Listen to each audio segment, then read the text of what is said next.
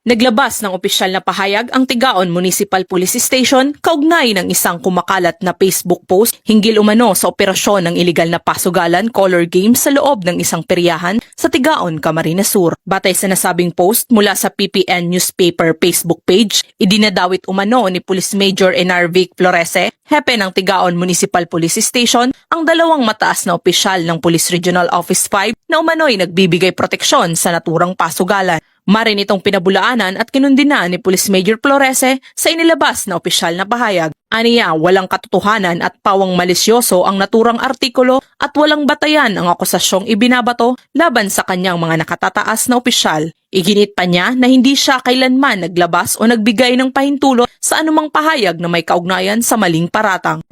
I am Police Major Enarvic V. Florese, the Chief of Police of Tigaon Municipal Police Station, and I am issuing this official statement in relation to the fake news linking me to alleged statements against my superiors. I strongly deny and condemn the malicious and baseless online article falsely claiming that I accused my superiors, Police Colonel Virgilio O. Olalia Jr., Provincial Director of the Camarines Sur Police Provincial Office, and Police Brigadier General Nestor C. Babagay Jr., Acting Regional Director of Police Regional Office 5, of protecting illegal gambling operations in Tigaon, Camarines Sur.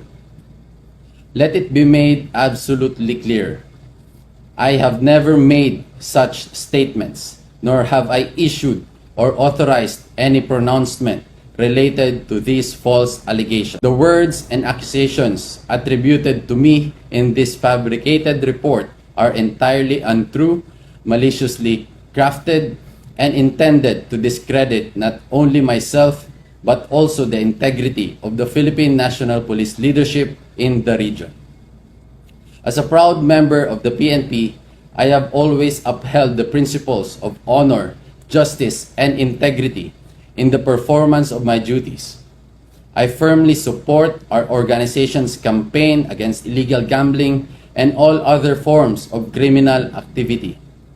At no time have I engaged in any action that undermines my superiors or tarnishes the name of the institution I serve. I urge the public to remain vigilant against fake news and disinformation. The Tigaon Municipal Police Station will take all necessary steps to identify the source of this fabricated article in coordination with the Anti-Cybercrime Group, and we will ensure that those responsible are held accountable under the law.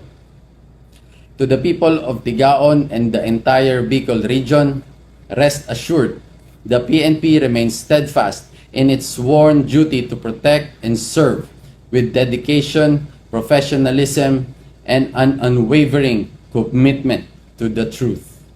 Samantala, nagsasagawa na ng legal na hakbang ang pamunuan ng Police Regional Office 5 upang papanagutin ang nasa likod ng pagpapakalat ng nasabing post na nagdulot umano ng maling pananaw sa publiko, partikular sa mga residente ng Tigaon at nakasira sa imahe ng kapulisan. Muling pinaalalahanan ng PNP Bicol ang publiko na maging mapanuri at huwag basta-basta maniniwala sa mga kumakalat na maling impormasyon sa social media. Anumang gawaing may kaugnayan sa pagpapakalat ng peking balita ay may kaakibat na karampatang parusa sa ilalim ng batas.